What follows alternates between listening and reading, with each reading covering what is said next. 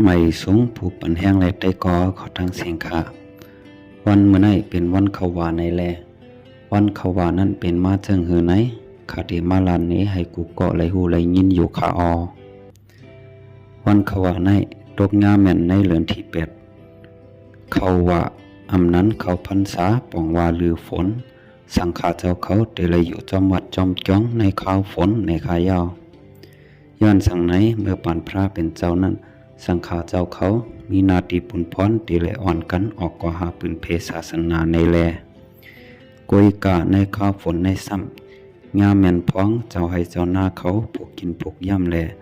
สังขาเจ้าเขาเลยก่อเหยียบหญ้าโดนเขาโดนกะเลยลู่เลยเลี้ยวในแลลองใน